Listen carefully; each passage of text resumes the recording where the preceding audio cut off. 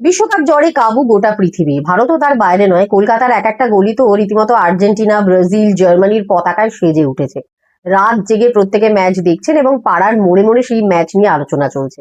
এর পাশাপাশি যারা ডোমেস্টিক ফুটবল নিয়ে ইন্টারেস্টেড তাদের আলোচ্য বিষয়বস্তু দলবদল। কারণ ট্রান্সফার উইন্ডো ওপেন রয়েছে। দুই প্রধানে কে আসছে, কে যাচ্ছে, কোন কোচ আসছেন, কে কোচ হবে দুই প্রধানের, এই নিয়েই মূলত আলোচনা চলছে। তবে এর মাঝখানেই ভারতীয় ফুটবলে একটা ঘটনা ঘটে গেছে। আজকের ভিডিওয়ে সেই বিষয়টা নিয়ে একটু কথা বলি। জাপানের সঙ্গে পিছিয়ে গিয়েও ফাইনালি জয় পেয়ে শেষ ষোলোয় ব্রাজিলের চলে যাওয়া, বা মরক্কোর কাছে হেরে নেদারল্যান্ডসের ছিটকে যাওয়া, বা প্যারাগুয়ের কাছে হেরে জার্মানির মতো হেভি ওয়েট টিমের ছিটকে যাওয়া, এইসব নিয়ে যখন ভারতীয় ফুটবল প্রেমীরা ব্যস্ত, ঠিক সেই সময়ই একটা খবর পাওয়া গেল যে ভারতীয় ফুটবল দল ফাইনালি এশিয়ান গেমস থেকে তাদের নাম তুলে নিল। যদিও তারা কিন্তু এশিয়ান গেমসে খেলার যোগ্যতা অর্জন করেছিল, কিন্তু তার সত্ত্বেও আমাদের দেশের ইউথ অ্যান্ড স্পোর্টস মিনিস্ট্রির পরামর্শ মতো এবং খুব পরিষ্কারভাবে বললে তাদের চাপেই নাম তুলে নিতে বাধ্য হলো এআইএফএফ। কেন? এশিয়ান গেমসে কাউকে পাঠানোর ক্ষেত্রে বা কোনো দল পাঠানোর ক্ষেত্রে আমাদের দেশের ক্রীড়া দপ্তরের বা স্পোর্টস অ্যান্ড ইউথ ডেভেলপমেন্ট মিনিস্ট্রির একটা রুলস রয়েছে। সেটা হচ্ছে যে এশিয়ার র্যাঙ্কিং এ টপ 8 এর মধ্যে যারা থাকবে তাদেরকেই একমাত্র এশিয়ান গেমসে পাঠাবে ভারত। তার কারণ এশিয়ান গেমসে টিম পাঠানোর ক্ষেত্রে যাবতীয় দায়িত্ব এবং খরচ sports and youth development ministry বহন করে। তো এটা তাদের ডিসিশন যে টপ 8 এর মধ্যে যে টিম বা যে খেলোয়াড়রা থাকবেন তাদেরকেই পাঠানো হবে। এবং এই তালিকায় খুব স্বাভাবিকভাবেই পড়ছে না ভারতীয় ফুটবল দল। এই মুহূর্তে ভারতীয় ফুটবল দলের র্যাঙ্কিং টপ 8 এর মধ্যে এশিয়ায় তো নেই, ইনফ্যাক্ট 10 এর মধ্যেও নেই, 15-রও নিচে। তো সেই কারণে এই রুলস অনুযায়ী তারা এলিজেবল হচ্ছে না। আমাদের দেশের ইউথ অ্যান্ড স্পোর্টস ডেভেলপমেন্ট মিনিস্ট্রির ক্রাইটেরিয়া তারা ফুলফিল করছে না, সেই কারণে তারা এশিয়ান গেমসে অংশ নিতে যেতে পারছে না বা তাদেরকে যেতে দেওয়া হচ্ছে না। এক্ষেত্রে দুটো প্রশ্ন রয়েছে। প্রথম প্রশ্ন হচ্ছে, এই যে টপ 8 এর নিয়মটা রয়েছে এশিয়ান গেমসে পাঠানোর জন্য, এই নিয়মটা কি ফুটবলের ক্ষেত্রে খাটে? আর দ্বিতীয় প্রশ্ন হচ্ছে যে অনেক দিনই হয়ে গেল এশিয়ার টপ 8 এর মধ্যে ভারত নেই, তাহলে এতদিন পর্যন্ত এশিয়ান গেমসে ভারত কি করে অংশ নিল? প্রথম প্রশ্নের উত্তরে এটা মানতে হবে যে গোটা বিশ্ব জুড়ে অন্যান্য যাবতীয় খেলা যতটা খেলা হয়, ফুটবল তার থেকে অনেক বেশি খেলা হয়। অর্থাৎ বিশ্বের প্রায় প্রতিটা দেশই কোনো না কোনো স্তরে ফুটবল খেলে, এশিয়াও তার বাইরে নয়। ইনফ্যাক্ট এবারের বিশ্বকাপের দিকেই তাকালে আমরা বুঝতে পারি যে এশিয়ার ফুটবলে এই মুহূর্তে এশিয়ার একাধিক দেশের ডমিনেন্স কোন জায়গায় যাচ্ছে ধীরে ধীরে। এখন স্বাভাবিকভাবেই যে খেলাটা এশিয়াতেও এত জনপ্রিয় এবং এতগুলো দেশ খেলে এবং এই পর্যায়ে তারা খেলে, সেখানে এশিয়ার টপ 8 এর মধ্যে ভারতের পক্ষে জায়গা করে নেওয়াটা তো খুব সহজ নয়।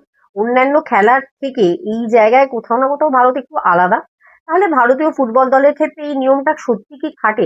আর দ্বিতীয়ত এখানে তো একটা বড় প্রশ্ন যে লাস্ট এশিয়ান গেমসেও এই প্রবলেম ছিল। তাহলে এই যে 4টে বছর গেল, তাহলে এই যে sports and youth development ministry যারা ডিসিশন নিচ্ছে যে টপ 8 এর যারা থাকবে তাদেরকেই পাঠানো হবে, তাহলে তারা এই ফুটবলকে টপ 8 এ নিয়ে আসার জন্য ঠিক কি কি পদক্ষেপ নিয়েছেন? এবং অবশ্যই এআইএফএফ ও দায় এড়াতে পারে না। এআইএফএফ কেও এই প্রশ্নটা থাকবে যে তারাই বা ঠিক কি করেছে যাতে ভারতের ফুটবল র্যাঙ্কিংটা বাড়ে ফিফায় বা এএফসি তে, যে কোনো জায়গায়। এই প্রশ্নের উত্তর কি স্পষ্টভাবে দিতে পারবে কেউ? কারণ শুধুমাত্র র্যাঙ্কিং ডিসাইড করলাম, নিয়ম ডিসাইড করলাম, কারণ এটা ভারতের নিজস্ব নিয়ম, এটা এশিয়ান গেমস যারা আয়োজন করে তাদের নিয়ম নয়। তো নিয়ম যখন যারা তৈরি করছে তাদেরকে তো পদক্ষেপও নিতে হবে ডেভেলপমেন্টের জন্য। তাহলে এই ডেভেলপমেন্টের জন্য গত 4 বছরে মিনিস্ট্রি বা কি করেছে, এআইএফএফই বা কি করছে? এবার দ্বিতীয় প্রসঙ্গ, ডেফিনেটলি যেটা বললাম যে এর আগেও তো ভারত গেছে টপ 8 এ না থেকেও, তাহলে সেটা কি করে গেছে?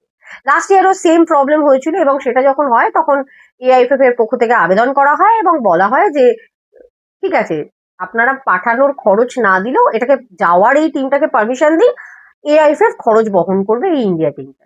সেটা তারা কেন করতে পেরেছিল? কারণ সেই সময় পর্যন্ত এফএসডিএল তাদের কমার্শিয়াল রাইটস হোল্ডার ছিল, তাদের সঙ্গে ছিল, এবং পার ইয়ার একটা মোটা টাকা এফএসডিএল এর পক্ষ থেকে এআইএফএফ কে দেওয়া হতো, যেখান থেকে এই খরচটা তারা বহন করতে পেরেছিল।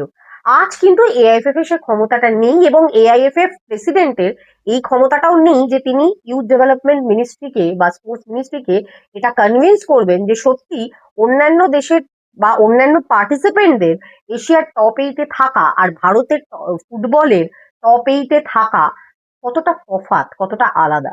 সেটা কনভিন্স তিনি করতে পারেননি। তো আলটিমেট রেজাল্ট ফাইনালি হচ্ছে ভারতকে উইথড্র করে নিতে হয়েছে নিজেদের নাম এশিয়ান গেমস থেকে, তার জায়গায় ফিলিপিন্স খেলবে। ন্যাচারালি এই দেশটা যথেষ্ট আনন্দিত তারা এশিয়ান গেমসে খেলতে পারছে বলে। আর এশিয়ান গেমসের মতো জায়গায় ফুটবলকে মেলে ধরতে প্রত্যেকেই চায়, কারণ ফুটবল খেলাটার গুরুত্ব আমরা প্রত্যেকে জানি, আর সেটা নিয়ে নতুন আলোচনা করার কোনো বিষয়বস্তু নেই। কিন্তু কথা হচ্ছে যে এভাবে কতদিন চলবে, আর এভাবে ফুটবলটা ঠিক কোথায় গিয়ে দাঁড়াবে। ওসিআই নিয়ে এআইএফএফ এই মুহূর্তে প্রচুর আলোচনা করছে এবং বলছে ওসিআই ইমপ্লিমেন্ট করতে হবে, আইএসএল এ মাস্ট করার চেষ্টা করছে।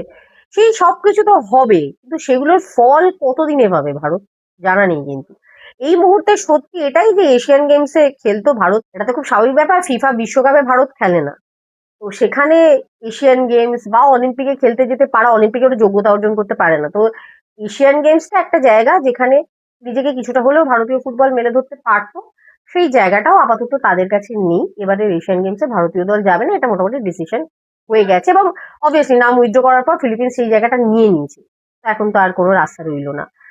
কিন্তু এর ফল কি হতে চলেছে এবং পরবর্তীকালে এটাকে কি করে শোধরানো যায়, সেই নিয়ে ভাবনা চিন্তা কি এখনো পর্যন্ত কেউ করেছে? এর উত্তর জানা নেই। খুব বেশি জানার আগ্রহ কারোর আছে বলে মনে হয় না, বিশ্বকাপের মধ্যে সবাই তো খুব ব্যস্ত। এবার আসি দলবদল প্রসঙ্গে, যেটার জন্য সবাই অপেক্ষা করেন। কিন্তু আনফর্চুনেটলি দলবদলের ঘোষণা কোনো এই মুহূর্তে নেই এবং আসবেও না। তার কারণ আইএসএল এর স্ট্রাকচার নিয়ে এআইএফএফ এর সঙ্গে ক্লাব জোটের একটা মিটিং হওয়ার কথা ছিল 30শে জুনের মধ্যে, যে মিটিংটা এখনো পর্যন্ত হয়নি, এবং এই স্ট্রাকচারটা না জানা পর্যন্ত কারোর পক্ষেই দল চূড়ান্ত করা সম্ভব নয়। কারণ অনেকগুলো ব্যাপার এখানে বদলাতে পারে, যেমন বিদেশি সংখ্যা বদলাতে পারে। ওসিআই নিয়ে তো যেটা আগেই বললাম যে প্রচুর এআইএফএফ এ আলোচনা হচ্ছে এবং তারা এটা ইমপ্লিমেন্ট করতে চাইছে। তো সেখান থেকে সবাই পরিষ্কার হতে চাইছে যে আলটিমেট নিয়মটা কি হবে। সত্যি কি ওসিআই ইন্ট্রোডিউস হবে? মোহনবাগানের পক্ষ থেকে যেমন আগের দিনই বললাম যে একটা প্রস্তাব গেছে যে ওসিআই এর নিয়ম কিছু নিয়ে, যে আন্ডার 30 এজের ওসিআই রাখা হোক, ওসিআইটাকে অপশনাল করা হোক, এরকম বেশ কিছু প্রস্তাব মোহনবাগানের পক্ষ থেকে দেওয়া হয়েছে। এখন সেগুলো মানবে কিনা এআইএফএফ, ওসিআই নিয়ে তারা কি সিদ্ধান্ত নেবে, নাকি যেরকম বিদেশি নিয়ম ছিল সেগুলোই থাকবে, এগুলো জানা দরকার। কিন্তু সেই মিটিংটা হয়নি, তার কারণ এআইএফএফ প্রেসিডেন্ট এই মুহূর্তে বিশ্বকাপ দেখতে গেছেন, সেটা নিয়ে তিনি ব্যস্ত। তিনি ফিরবেন খুব তাড়াতাড়ি, তিনি ফেরার পর আলোচনা হওয়ার কথা, এবং সেই স্ট্রাকচারটা পরিষ্কার হলেই ঘোষণাগুলো আসতে শুরু করবে। তার আগে এই মুহূর্তে আর কোনো ঘোষণা করা সম্ভব না কারোর পক্ষে। সবার আগে দুই প্রধানের কোচের নাম আমাদের কাছে আসবে, এটুকু এক্সপেক্টেড। আমরা সবার আগে এই দুটোই জানতে পারবো, কারণ যতটুকু জানি দুই প্রধানের কোচই ঠিক হয়ে গেছে। কারা কারা আপনারাও জানেন, এবং শুধু ঘোষণার অপেক্ষা বাকি। ঘোষণা হলে ডেফিনেটলি জানাবো। আজকের ভিডিওয়ে এইটুকুই বলার ছিল। যদি এই ভিডিও নিয়ে আপনাদের কোনো মতামত দেওয়া থাকে অবশ্যই কমেন্ট বক্সের মাধ্যমে আমাদেরকে জানান। আর ভিডিওটা ভালো লেগে থাকলে লাইক করুন, শেয়ার করুন এবং সাবস্ক্রাইব করুন আমাদের চ্যানেল অল স্পোর্টস টিভিকে।